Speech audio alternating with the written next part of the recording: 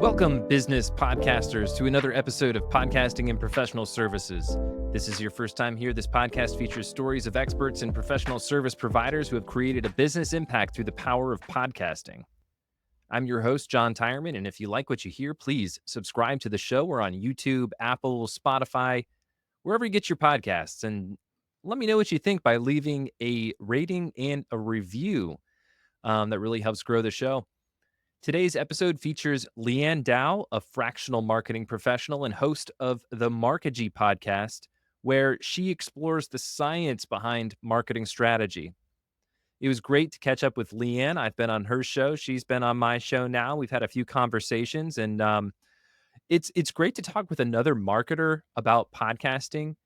Leanne kind of validated a lot of my own perspectives on podcasting. But what was really interesting are some of the reasons why she got into it in the first place. We talked about how her personality and her networking goals were two of the biggest drivers of starting a podcast. And then we did talk about promoting and distributing her podcast content. I wanted to talk about that, especially because she brings a marketing perspective. Um, but before we get into my conversation with Leanne, imagine you're able to build trust with buyers. Imagine you're able to accelerate your network growth and create endless content all from one source. Well, that's the power of podcasting. And if you're ready to explore the idea of launching a podcast for your business, I'm offering a free podcast consultation. Just simply go to redcedarmarketing.com or send me a message on LinkedIn to get in touch. All right. And now for my conversation with Leanne. Today, I'm joined by Leanne Dow, a fractional marketing leader and host of the Markigy podcast. Leanne, we've had a few conversations so far, and now we're just doing another podcast conversation. This is fun. Yeah, thank you so much for having me. I'm happy to be here.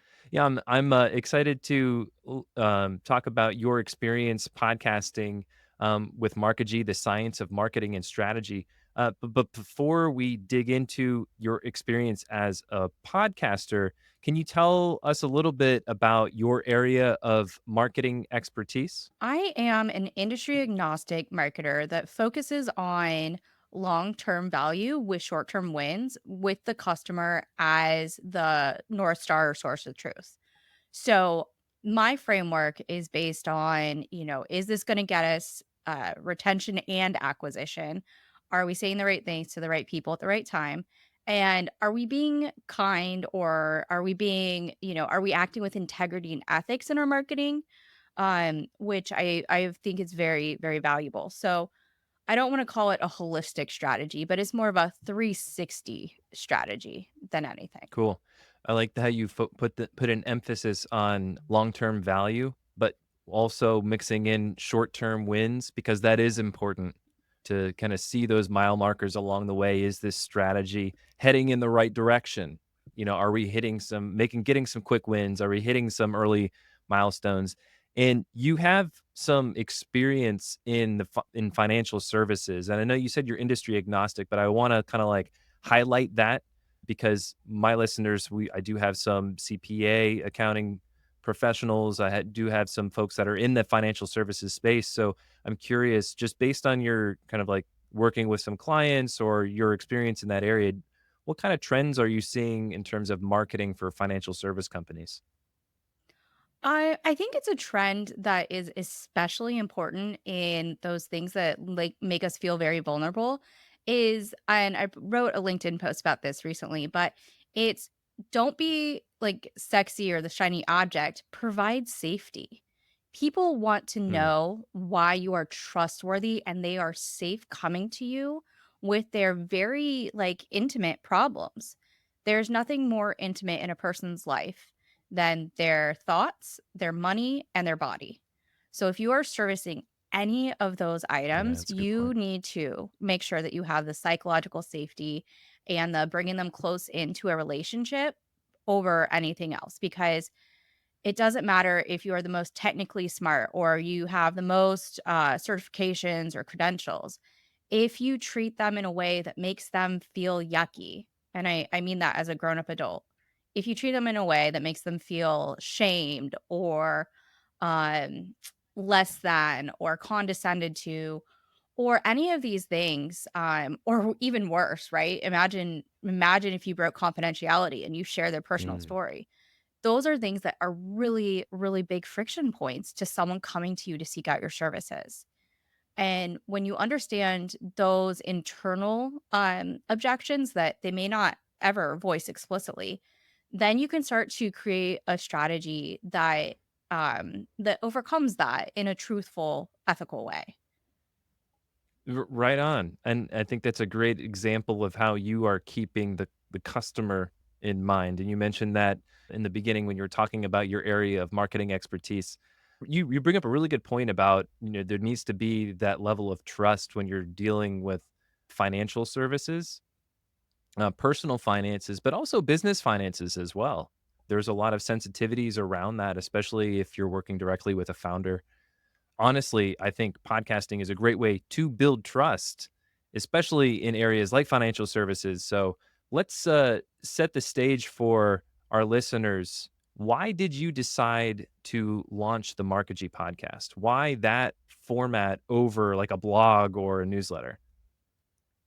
Yeah, absolutely. So I had been thinking about it for a very, very long time, and I was starting to notice that people underestimated me, and they aren't psychic. They have no way of knowing what I know without me directly communicating that. If I kept it to myself, that's exactly who would know about it. I found that of the options between a newsletter or a blog or a podcast, the one that aligned most with building relationships was podcasting because one, it's even if you don't know me, you can watch a video podcast or listen to it and you can get my sense of humor, Mhm. my cadence, my vibe, the warmth in my voice. You can get all these, just very subtle signals about who I am as a person. And that's going to create that parasocial relationship. And it brings me closer into the circle of not just the listener and the audience, but I also wanted to meet leaders in my field. I wanted to meet the people that were just amazing at marketing and I wanted to learn from them. I wanted to build friendships and relationships with them. And the list goes on. I just I wanted to involve them because they're good at what they do. And so I that's part of it. The other part is very selfishly, my energy level is much better at maintaining focus in a conversation with another human Mm, than it is sitting down in my seat and writing a blog post. Um, it's just it's easier for me to create a blog post based on a conversation I have than to, pick one of the gazillion topics I've been thinking about and finish a blog post on that. So that was part of it. Newsletters, I recently found out that the length of a newsletter should be much shorter than I thought. mm, And so I think that a newsletter in conjunction with a podcast is the right way to go, agreed. with the podcast being the primary value builder. I've explored that topic a little bit, and I've got a newsletter that I'm playing around with. My own operation is definitely more podcast focused, as I'm sure yours is too. But yeah, I love the yin and the yang, the peanut butter to jelly of a newsletter and a podcast. There's a few things that I'd love to unpack with you about your decision to launch a podcast over a newsletter. First of all, I understand this term, but I think it's worth kind of diving into. Can you explain what you mean by a parasocial relationship? If you think about the types of relationships people have, they have, like their family relationships, they have their friendships, they have like relationships in social settings. But because there is like one step removed from that direct one to one contact, a parasocial relationship, from my understanding, so don't, I'm not Webster's or Merriam, whatever. I'm not a dictionary, but my interpretation of it is that it is like a social relationship, but almost not quite the same level of directional communication, because it is through the avenue of some sort of social or other type of platform. So it's not necessarily a direct one-to-one Yeah, I liken it to, relationship. like, it's like you feel like you know a celebrity a little bit. Yeah, Like, for example, exactly. I'm a part-time musician, and I was playing a gig the other day, and the guitarist comes up to me, and he's like, "Dude, did you hear the news about Dave Grohl?" I'm like, well, first of all, like, when he told me, I was like, "Whoa, that kinda is bombshell a little bit," but like, he had, like, this he loves Dave Grohl, like, he, like, looks up to him, he's a big inspiration, and, just, like, seeing that, like, what happened in someone who he's never met in their life has that much of an impact on him, I just thought that it was, like, a great example of a parasocial relationship, you know? Yeah, I think that's a really great anecdote. To that point, anything that is similar to when there is a tragedy, like any sort of celebrity tragedy, Yeah. in the news, someone who you feel like and who is involved in your view of the world because of exposure instead of necessarily being like in real life, part of your And I social I think it's connections. kind of exacerbated in a podcast medium because it's so informal, right? It's more of a conversation rather than, like a script per se. Yeah. And so, like, you're listening to your favorite podcaster like every week, and then you feel like you know them, you feel like you know their personality because they share stories about their life or they share like experiences they've had. And then all that kind of amounts over time, and then you develop this relationship, perceived relationship. But I think like the important part about this within a business context is you're building trust and you're building familiarity with people who may represent you a buyer down the line at some point. There was a couple other things that I wanted to unpack with what you said about why you chose a podcast, Leanne. The networking aspect of it is huge. And so having a podcast conversation is a great way to deepen a relationship with somebody. So can you speak a little bit more about like what kind of an impact has hosting a podcast had on your network? When we think about how many touches it takes to build a relationship and, how much time commitment there is, in order to build a real relationship, you need to invest time and effort, and things like that. So, one of the things that podcasting has done is it has given me multiple touches with people that I really admire. So the pathway or the journey, if you would, for someone to be on my podcast is they either are a direct referral or I reach out to them and I invite them. And then from that invite, usually like that could look like an email or a conversation on a Slack group. But a lot of times it is either a face-to-face conversation or I slid into their DMs on LinkedIn because I thought they were cool. If I think you're cool, my audience is going to think you're cool. Um and so then from there, we do a pre-call to make sure that, even though everything on paper looked good, that, it really does vibe or build rapport or there is synergy in and chemistry in that conversation. From there, then we do the podcast recording. And so that middle step not only enriches the relationship and changes it because I don't want my podcast to be a transactional Yeah. feeling on either side. This is not it's not a transaction, it's a relationship that I'm trying to accomplish and that's just how I do my way. So in order to record the actual episode, we've built rapport, we have synergy, there's things that we know we want to talk about. We're both excited to be there. No one is ever trapped awkwardly on a podcast recording with me like, well, who is this lady? That's never going to happen. There's always an out for them, there's always an out for me because sometimes I'm the awkward person, like, oh dear, what just happened? So the relationship has gone through a series of trials to make sure that it is a good fit.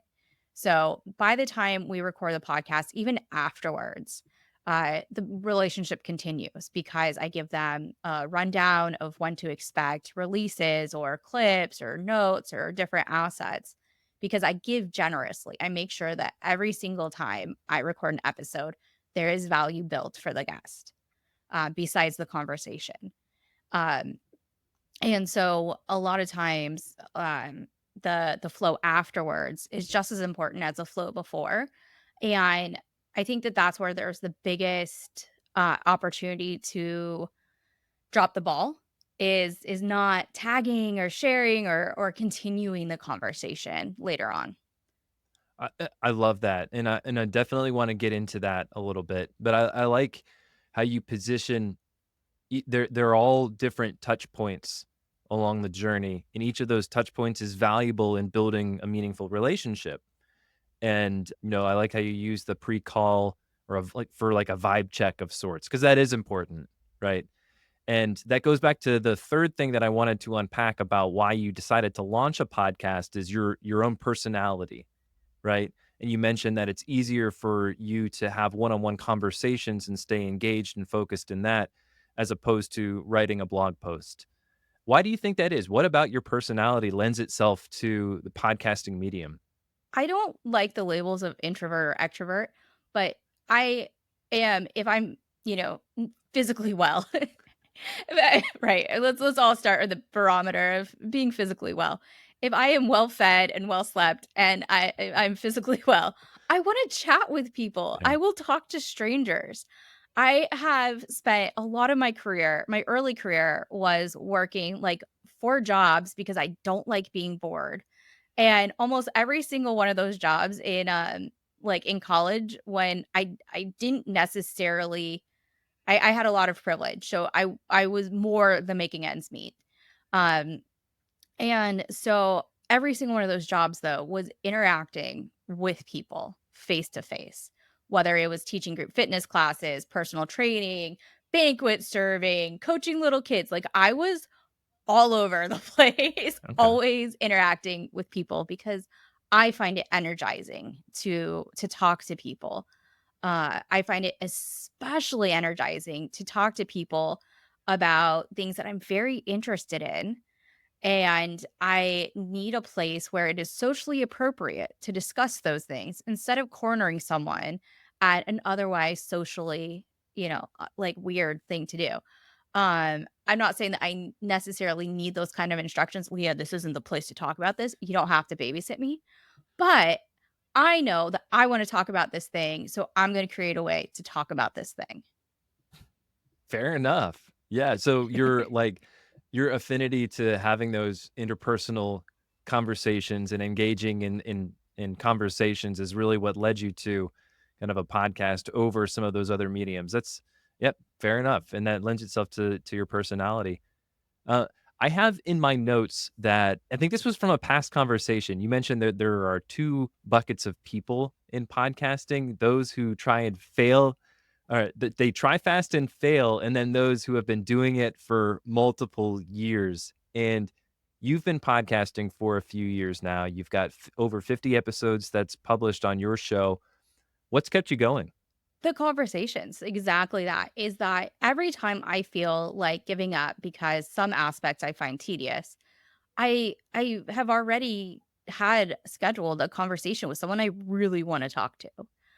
And so it's that drive and that ambition to talk to people and to learn from them and to engage with them that really keeps it going because I think that people will forgive slightly imperfect production Mhm.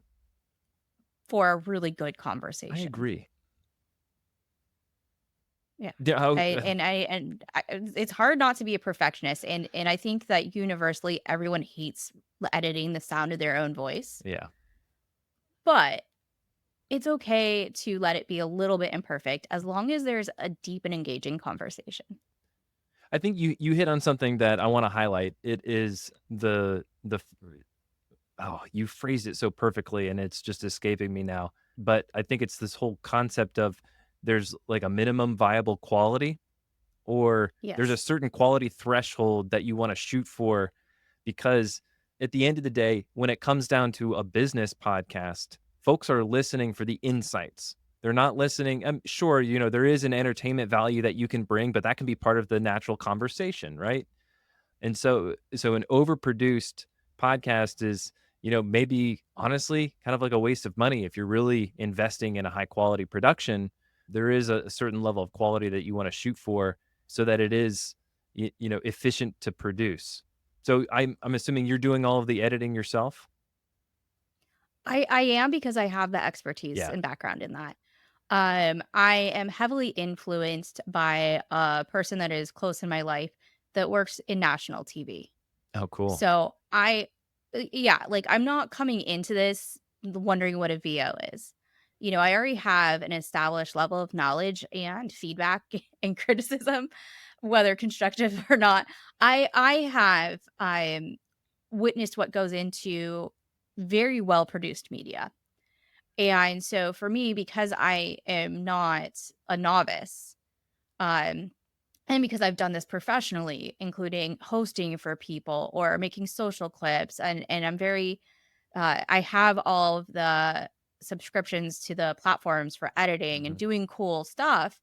For me, I have that ability to do it for myself. Now, at first, I didn't have the time and attention to. So when I first kicked off my podcast, I did outsource production to a production agency. And that was absolutely the right call at the time. Um, and that was something where as it streamlined or as I wanted more creative control, I had more time to give it, my priorities first were getting it out consistently Yeah. and not giving up on it. And then I could decide more about what to do with it. So I know you're an advocate of podcasting. I'm an advocate of podcasting, but there are struggles and challenges that come with it. Like you mentioned, making sure that you get an episode out the door, and that can be a challenge at time. Reflecting back on your time over the last few years hosting your show, what are some of the major struggles or pain points that you've experienced? The number one thing that is an obstacle would be consistency and putting out a consistent level of product, Hmm. because it is a product. And consistency struggles can look like the type of guests.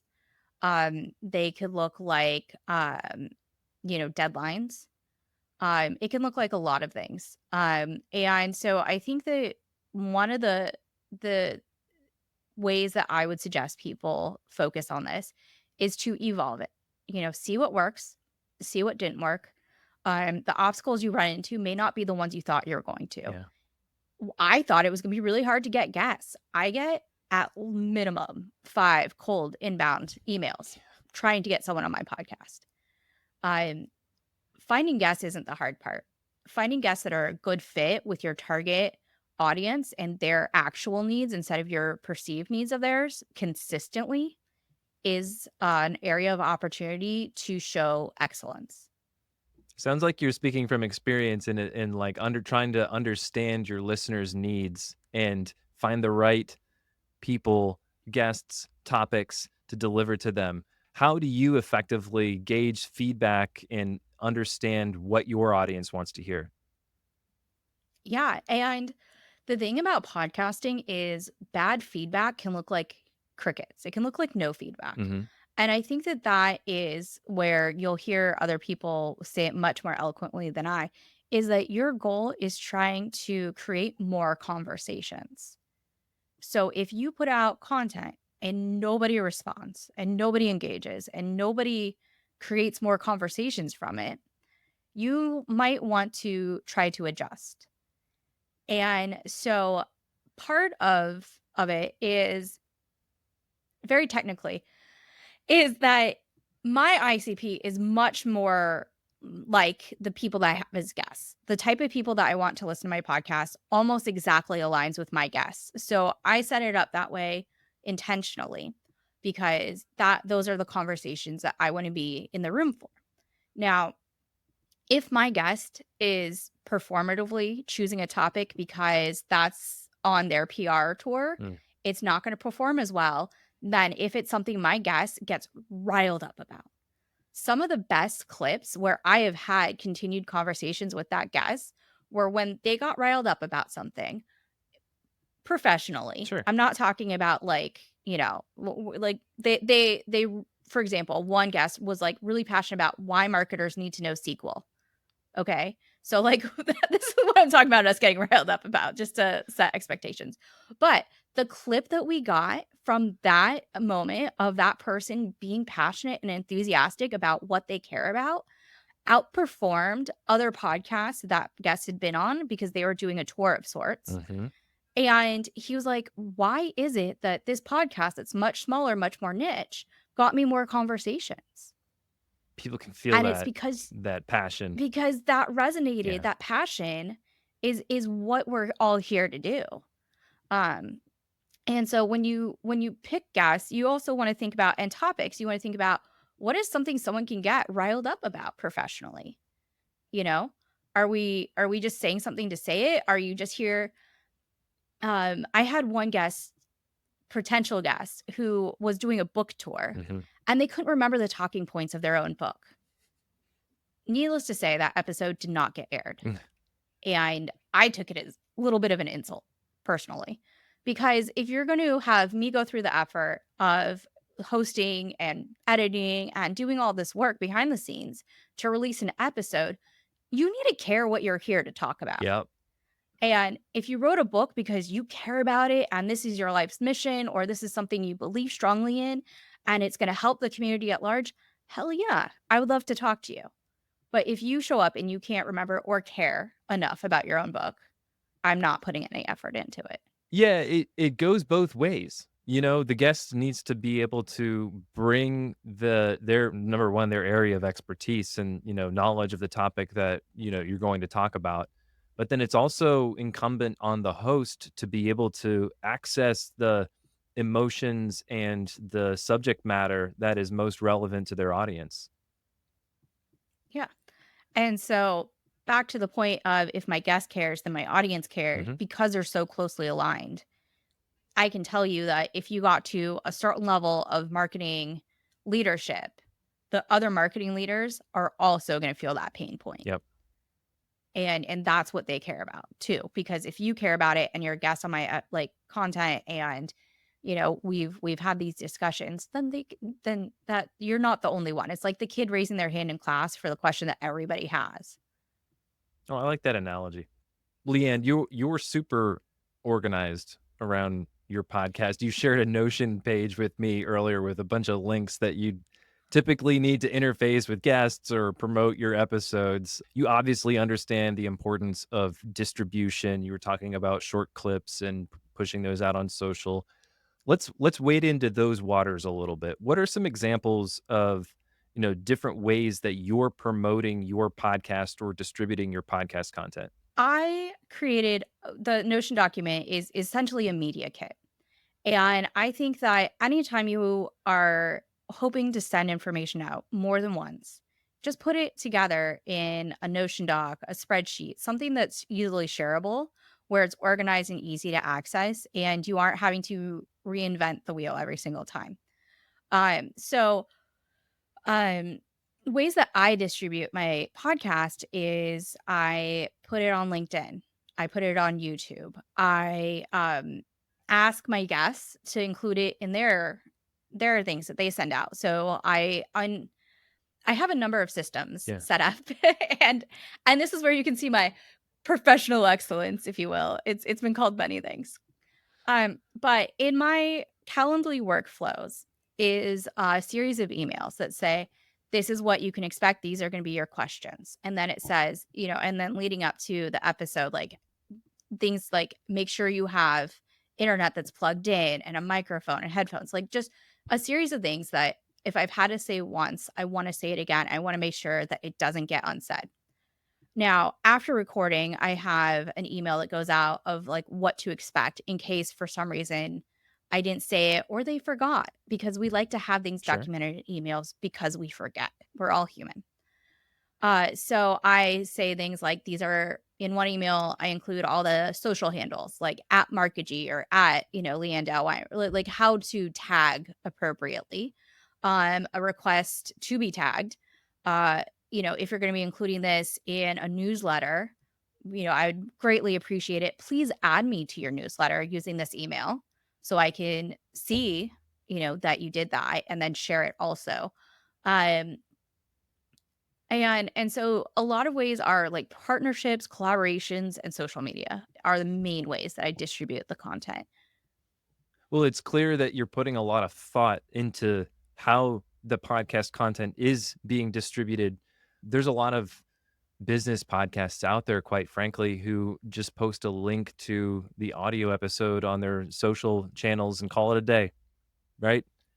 And it's ineffective in today's world where, we're scrolling feeds on LinkedIn, even on YouTube and with YouTube Shorts, and we're consuming these short little media clips. If you don't get hooked within the first couple of seconds, then, on to the next. And so we really live in a time where people aren't searching to find content as much as they're filtering out the content that they wanna see in their feeds, and I think that's just kind of like a big, like a the contrast of how content marketing used to be and how content marketing is today. I like that you separated that from intentional to passive consumption of content Yes, because I think that there's a room for both to be occurring. agreed. And it depends on where the mindset is of the customer, right? So if we liken this to a B2B buying cycle, if you want people to be aware of your product or your podcast or, introduced to it for the first time, then you're going to want to distribute it on those channels, right? You're going to want it to be on social. You're Where going they're to hanging want out, where your it buyers are to, hanging out. Yeah. yeah, where their free time is and where the water cooler is.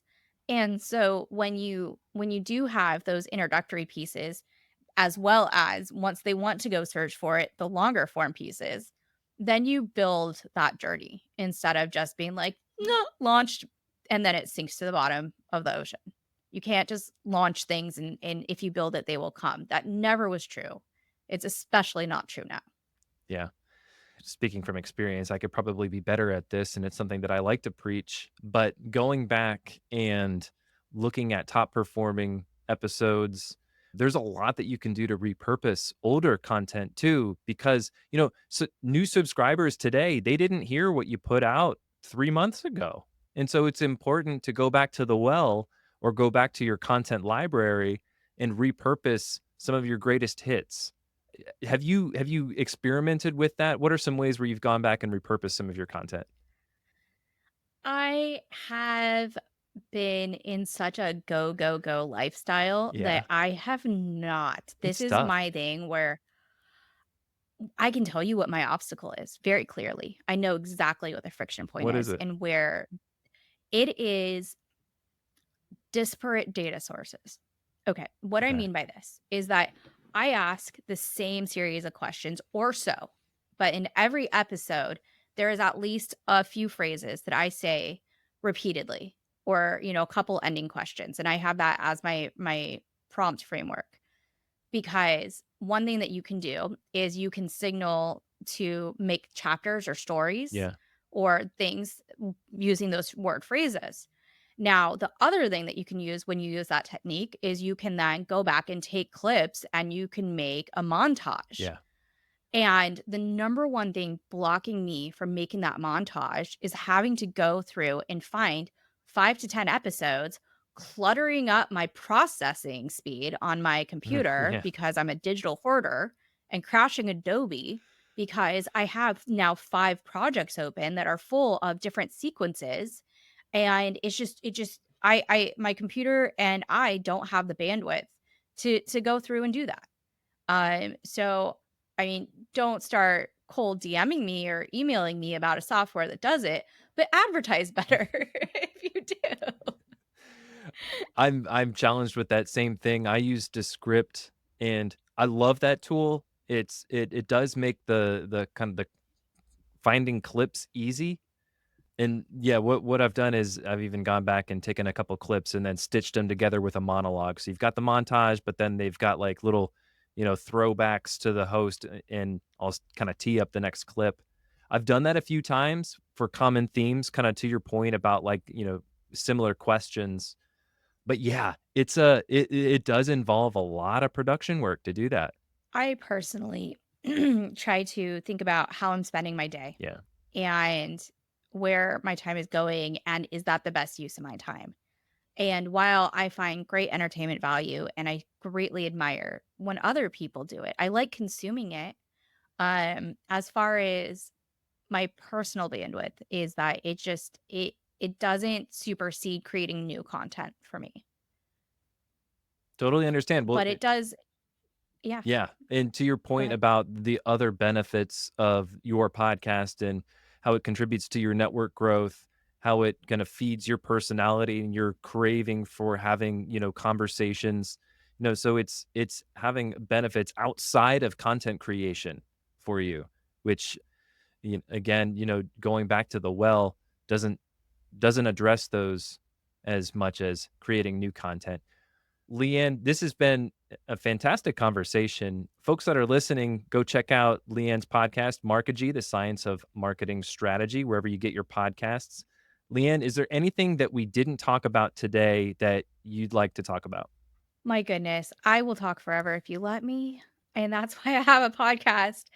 I think that one of the things that I would like to encourage people to do is not be afraid of their friction points because there's always a solution or a provider, just as I mentioned casually or jokingly, is that it's okay to outsource things and to know where if this is a high priority, you should outsource it. And when it creates a better product or, if there's something that stops it from getting done, then absolutely do it. And even if you aren't going back and making one like on that last thing that we talked about, even if you aren't going back and making that montage, remembering the changes over time to the answers to those questions helps me identify trends and Yeah. patterns and where the market's going. So if you're in like a financial services or if you're in like a health tech and you're noticing that you've been asking where's the future of blah blah blah going, that and when you start to clock those responses and you're noticing every single person says the exact same thing, you need to know that. So I would say if you're having your customers on and you're asking them what is a pain point that we haven't talked about yet, and they're every single person is saying the exact same thing, you need to pay attention to it. It's research. It's market research. It's research. Podcasting can be Yeah. market research, and I think that's you bring up a great point, and I can't believe that just kind of flew under the radar for me. But yeah, a podcast is a great form of qualitative market research, and then if you have enough interviews and you stack them up, you can start to notice, to your point, quantitative trends in the market. Leanne, this has been a fantastic conversation. Again, folks that are listening, check out Markigy wherever you get your podcasts on YouTube. Where else should folks go to connect with you? I am chronically online on LinkedIn. Please find me there. Please connect with me, talk with me in the chats, comment on my stuff. Let me know what you think. And I love feedback. I have a pretty thick skin. As long as we're talking about things that are behaviors or things that I can change. If you just don't like the color of my eyes, I'm sorry, I can't help you there. Um, but please, I enjoy meeting people and I enjoy feedback. If there's ever a way where I can help you professionally, whether it's from services or connecting you with other people, I'm usually pretty open to that. So LinkedIn, Leanne Dow. On there it says Leanne Dow-Weimer, Weimer, on the latter half of my name, but you'll notice me with the black glasses and curly hair. Awesome. Well, folks, connect with Leanne on LinkedIn, check out her podcast, and see how she can help you out. All right, Leanne, thank you so much for your time. Thank you. All right, thank you so much for listening to my conversation with Leanne Dow. If you found this episode insightful, please leave a rating and review, subscribe to the YouTube channel, and follow along on LinkedIn. Happy podcasting.